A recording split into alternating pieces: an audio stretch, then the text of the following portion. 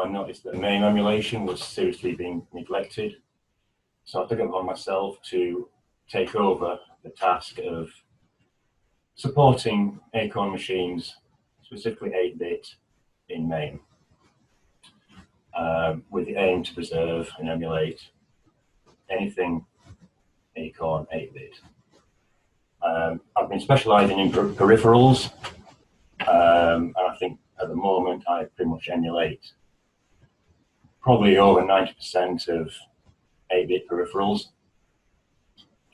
And whilst others take care of documenting cassettes, games, educational software and floppies, I tend to specialise in collecting ROMs with the aim of preserving the hardware that goes with them. So over the past couple of years, I've been visiting the Cambridge Museum, and with help of others at Abug meetings, I've been looking for rare pieces of hardware containing ROMs, basically just for something to emulate. One of the first ones I did a couple of years ago was the Acorn communicator. I'm now going to share my screen. So the museum has a few Acorn communicators. I think they have 4. There's a couple of early versions, and the one that you usually see on visits is a briefcase version, which is usually seen working. So I'm going to start off with one of these early versions. So I'm just going to run this in MAME and get it up for you.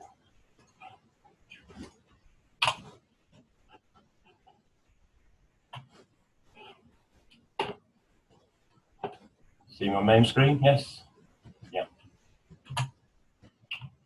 So this is an early version of the communicator.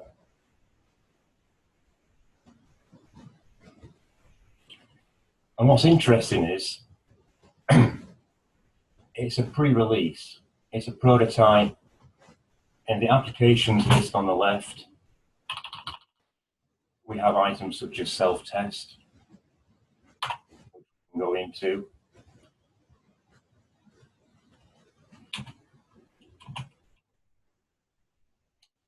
And ROMs from this machine were particularly interesting because they were mapped differently to production versions. I think they were half the size, so it helped improve emulation of the general memory map. And also having a self-test in there obviously helped prove to myself that, you know, emulation is pretty good. So I'm going to run a memory test.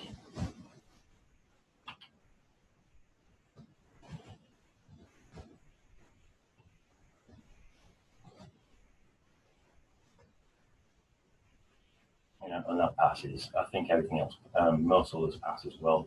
Obviously, modem is not implemented. Ethernet's not implemented.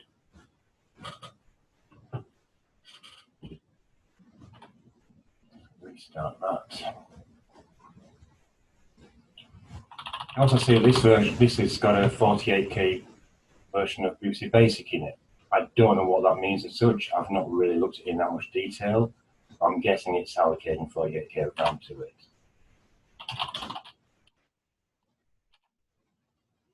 And we can see that the MOS version is October 85. Now, there were 2 early communicators at the museum.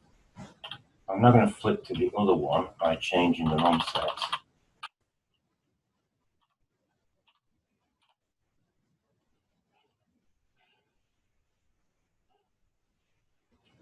So this one's from about a year, well, a few months later. It's 86. You see in the top right there, it's copyright 86. And it has a different set of applications installed. Again, it's got the self-test, but now it's got 3 options for basic, 8, 16, 48K. So it kind of indicates to us that maybe this internal testing. That's the prototype, obviously. So the museum thought they had two very similar machines, but once we got inside and done the ROMs, we found they were completely different, basically. So that's the prototypes. I'm now going to go on to the briefcase version, shown here.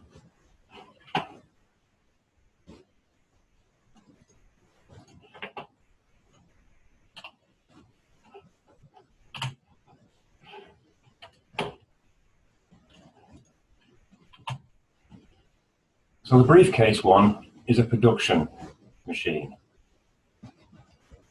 The ROMs are complete, the applications are complete.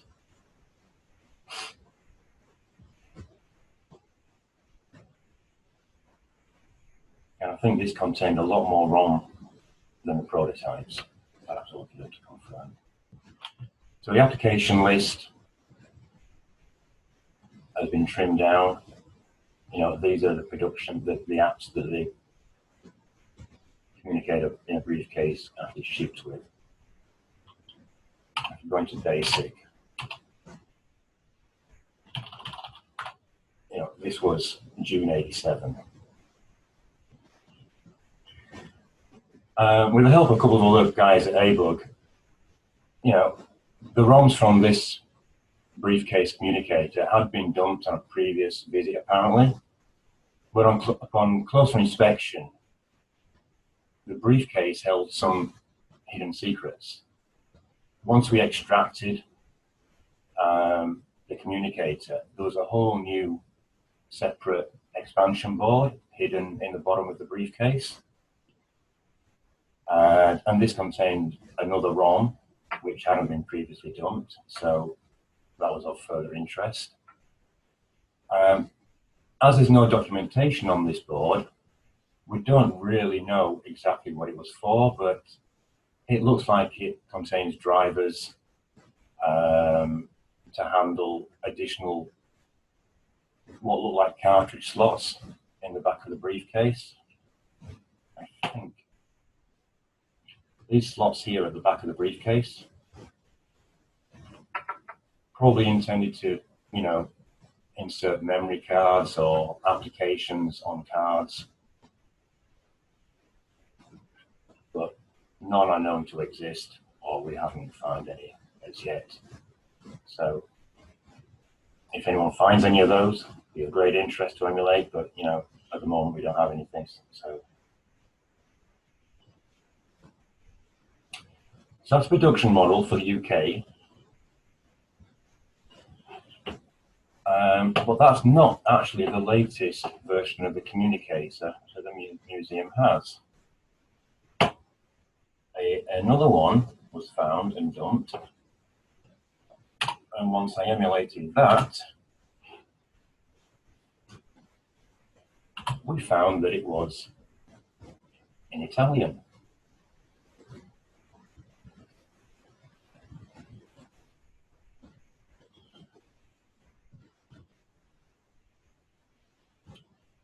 Everything's in Italian.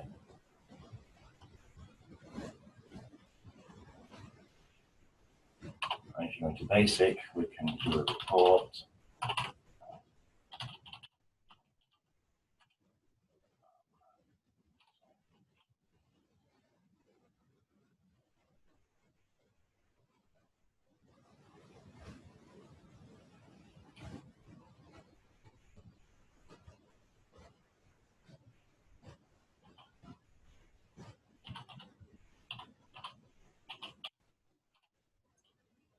This one's actually a year later, 1988. So overall, the museum, you know, has 4 completely unique examples of the communicator, which we're very grateful for. So, shall I take questions on the communicator, or shall we just leave everything for the end before I move on to the next item? I would suggest moving on to the next item and having Q&A at the end, please. Okay. Another interesting item was this, the acorn electron trial. Now, I've never heard of this, but, you know, one day searching through the museum site, I just, you know, found it amongst the electrons. I thought, whoa, that's a different ROM. Let's get it done.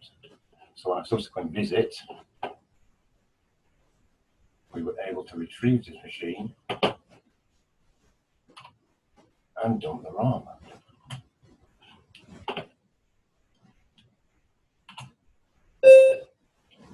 And we have the trial version of the Electron. Now, we don't know much about this. I haven't looked at the ROM myself much, but I think someone else has, and it does differ from the production ROM, but not too much.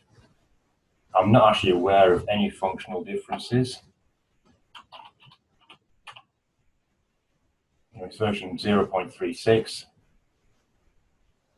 but it seems to behave pretty much as production.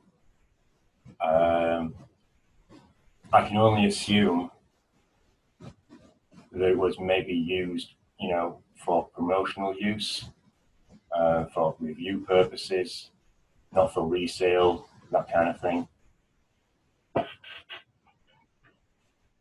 So it's an interesting find. Doesn't really do much, but, you know, it's preserving an item that was out there that was previously probably not very well known.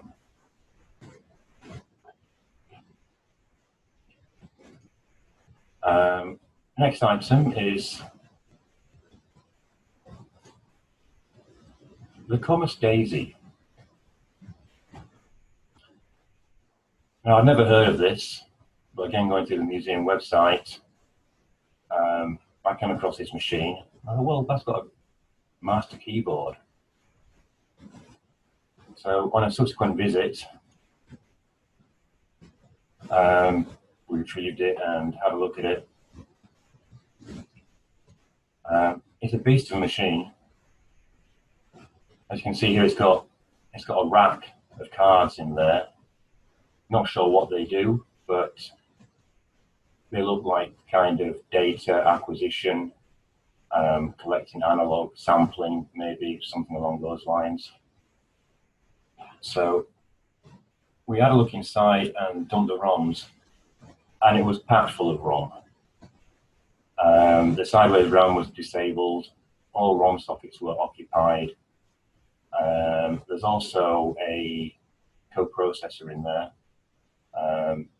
It's basically a master turbo with the 65C102 coprocessor. There's a high basic ROM in there. So once I have the ROMs, let's see what we can do with it. And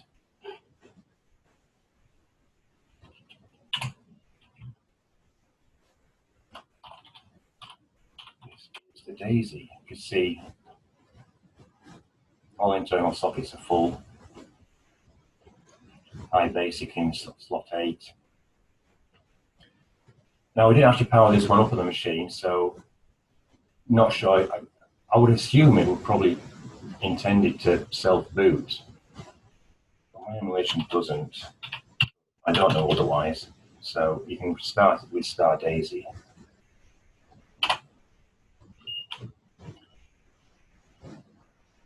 And this is what we get. A data acquisition and integration system from 1986. Now, I really think this requires some floppies to do much else with it, because pretty much all the options on the menu start looking at the floppy drive. I don't know what they're looking for. I've not investigated it too much further.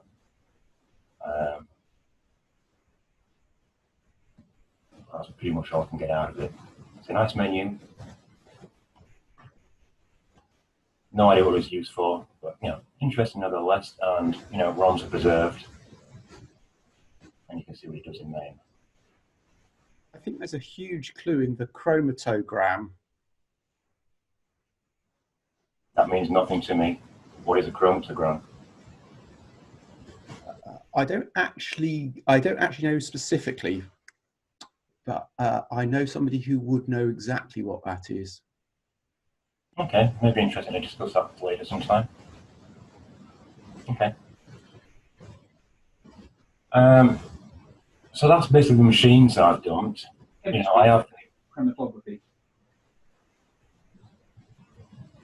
I have done many others, non-acorn as well, hector machines and some rare microton stuff.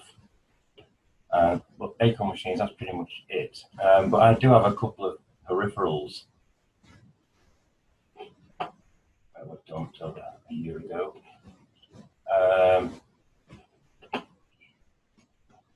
The smart cartridge from Care Electronics. It's probably not that rare, but the ROM had never been dumped. It was never found out there. And I was interested in knowing what was inside the case, basically.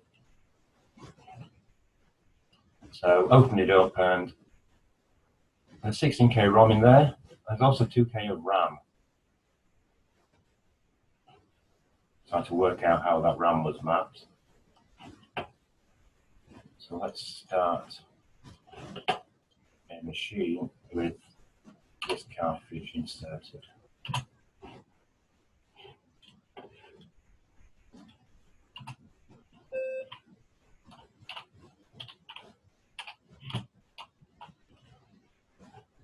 So here we have the smart cartridge version 2, Morley Care 987.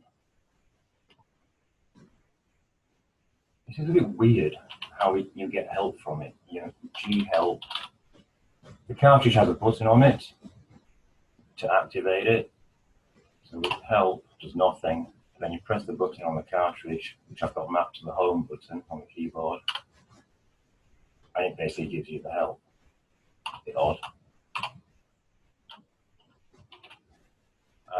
It has a menu system, big button configuration menu, big button. Never seen that mentioned before. You know, it's the smart cartridge. So maybe this is an early version. Basically, there's options to take snapshots of memory. Not really looking at it too much more than that. But actually, only a few weeks ago, another friend of mine had another smart cartridge. Looked identical to this. So he dumped the ROM.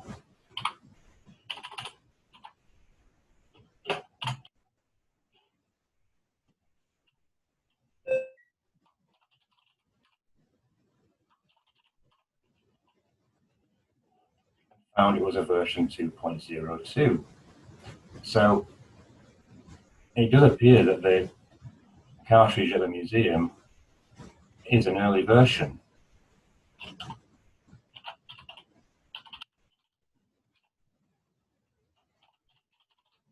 If you do the G menu on this one, it's a completely different menu system. So even though the cartridges externally look identical, what's actually in them, you know, the ROM especially, you know, is completely different. Functionality is the same. It'd be nice if someone could compare them at some point to see exactly what changed, but you know, the one my friend dumped looks like a production version, whereas the one at the museum looks like a very early release. So, you know, it's always interesting, you know, even if the item looks to be common and dumped, you never know what's going to be in there.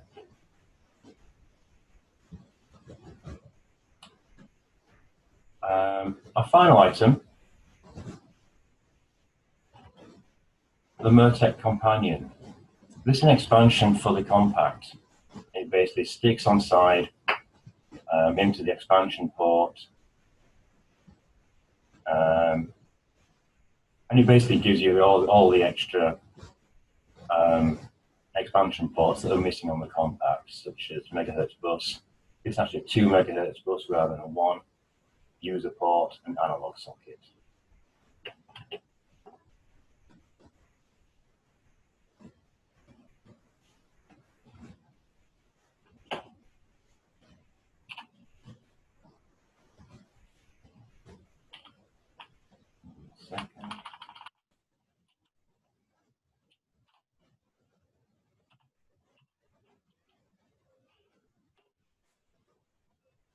So this is the compact running with the Mertec companion.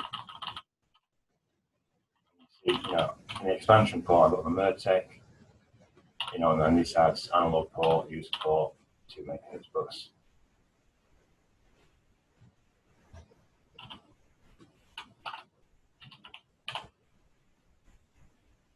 It also installs a DFS, which is not providing ROM normally on a compact. And we have a menu system to configure it.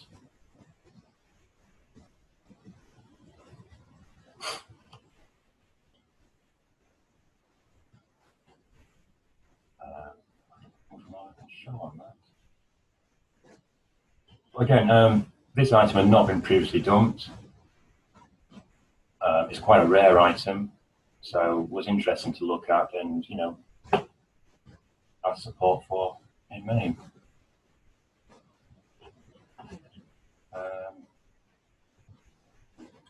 Okay, I think that's about it on Acorn stuff. I did do a lot of Control Universal cards on my last visit, but I don't have much to show on them yet.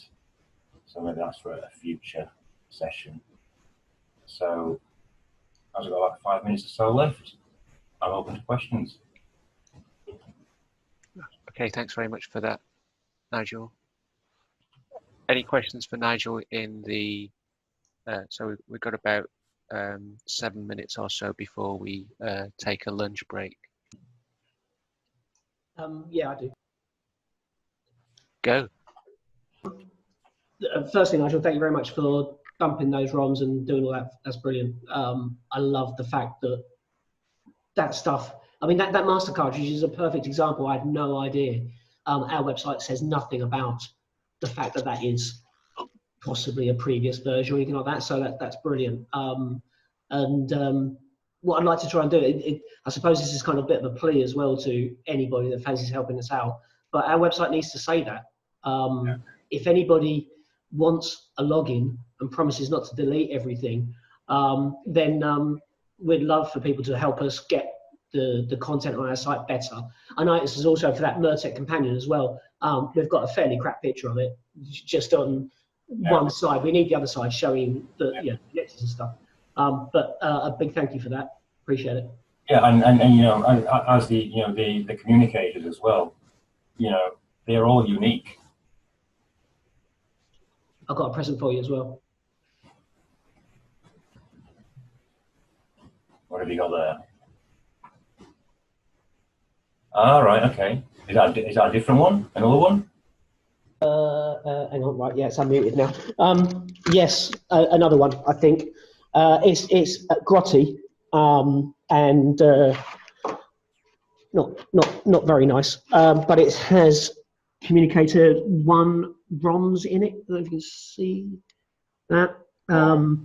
It's a bit of battery damage. We've taken the battery out as is standard. Yeah, this one come in a while ago, but because it was grotty, nobody wanted to touch it. And I don't know if version 1 ROMs are something you've already got. Well, I mean, the labels on them don't really tell us that much. No. It's only until you dump them and compare them, you actually see what version they actually are and what applications are actually installed on them. Do you know what size ROMs they are? Generally. I'd have to get back to you. I have to look it up, but they did vary. Oh, did they? Okay. The prototypes had, I think, 2 different sizes in them. The briefcase are all consistent, but the earlier ones had different sizes, which helped improve the mapping of the ROMs. in emulation. Okay, well, I've done these as well then today. Shoot them over to you. Much appreciated. No worries. Good stuff. No, thank you for doing that. Awesome stuff. On the Electron that had the trial ROM, was there any differences physically with the motherboard? Sorry, say that again? The Electron that had the trial ROM on it, was it a different revision motherboard inside it, or do you not remember? Oh, I'd have to dig a photo out. It looked pretty much identical. I don't think, I mean, I had, who was with me at the time? Was Dave, were you sat next to me at the time, Dave Hitchens? I can't remember if there was a different version number, sorry. No, I don't know. I have photographs somewhere. I can look it up and get back to you if you like. But as far as I'm aware, the circuit board was standard issue. It was basically just a different ROM distributed for, you know, maybe promotional purposes. Thanks. I've got something else I'll also work on today. It's really nice having the time to do this. I have got manuals and stuff for the SPX ROM, so I'll get those scanned and uploaded to the website today. Lovely, thank you very much. Much appreciated. Thank you. My pleasure. So the smart cartridge. Yeah. So is that very similar to what on the Commodore 64, what was called the freeze frame cartridges, where basically you could load a piece of software, snapshot the entire memory, save to disk, then just put, then just reload the memory from disk. I think those were probably, I mean, the best system for this kind of purpose was the replay system, BBC and Master systems, the separate version of replay for the Master. I think this smart cartridge is not anywhere near as advanced. Right. It basically is just for taking a snapshot of what you're doing. Yeah. As I say, I've not used it as such. You know, it'd be interesting if people could actually use it and, you know, provide feedback on it, but I don't really know. But it looks quite simple. If you're looking to, you know, hack into some decent game, I think it would probably disable the cartridge if it had any sense. Yes, on the second menu when you saw this, there were some patch options. So yeah, I think that just allows you to enter, you know, a patch basically. Yeah. So if, you know, some magazine provides, you know, pokes for infinite lives or whatever, you can patch. Yeah. Via a cartridge. Once you've got the game running though, those things don't have to be very complicated to just dump the memory out. Then playing the game again is load the memory back in. It only needs enough memory to store enough to copy it, like where mode 7 will be, so it can display its menu, which is probably what the 2K RAM's about. Yeah, I agree. Yeah. So probably should be able to one in there as well, so it can copy anything, just not in a very pleasant way. Because obviously it doesn't know which bits are 0 page or what might need to be on the stack, so it'll have to dump everything, and then you probably need it to put that stuff back. But yeah. Interesting. I mean, it's not been dumped in the past, so it's interesting to see what's inside there, see what it's, you know, what it's doing.